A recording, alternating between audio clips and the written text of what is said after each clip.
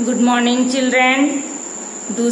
पिछले वीडियो में हमने देखा कि किस तरह से कवि ने हमारे देश के प्राकृतिक सौंदर्य का वर्णन किया है, और इस पद्यांश में हम देखेंगे कि कवि ने हमारे ऋषि मुनि का कैसा वर्णन किया है। ठीक है, तो चलिए पहले मैं पद्यांश को पढ़ती हूँ। फिर से आप निकालिए अपने बुक का सेम पेज, ये वाला पद्यांश देखिए, ये वाला।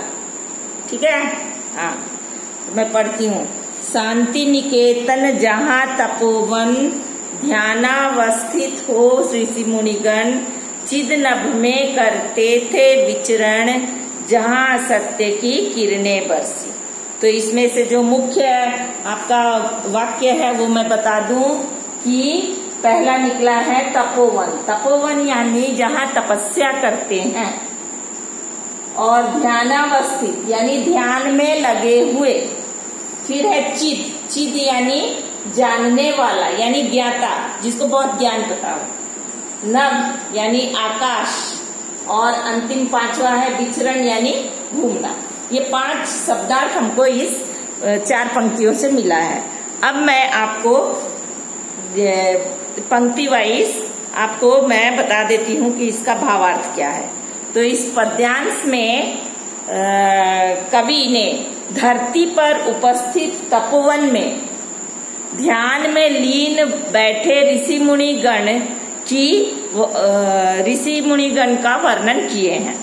और वर्णन करते हुए हम लोग को कहते हैं कि जिस धरती पर शांति निकेतन जैसा तपोवन हो, और उस तपोवन में ऋषि मुनिगण ध्यान में लीन हो यानी डूबे हो, और जब वो डूबते हैं तो अपने अंदर का सूक्ष्म शरीर को निकालकर आसमान में भ्रमण करते हैं यानी घूमते हैं।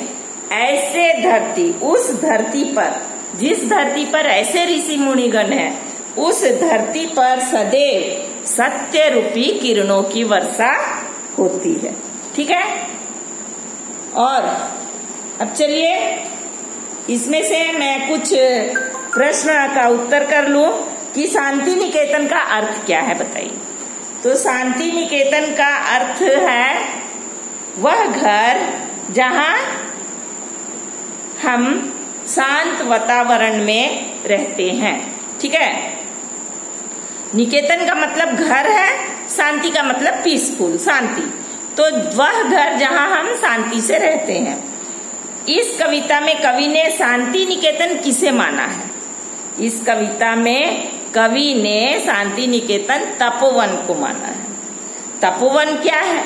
तपोवन वह स्थान है जहाँ ऋषि मुनिगण ध्यान में लीन होकर अपने सूक्ष्म शरीर में प्रवेश से बाहर निकल जाते हैं।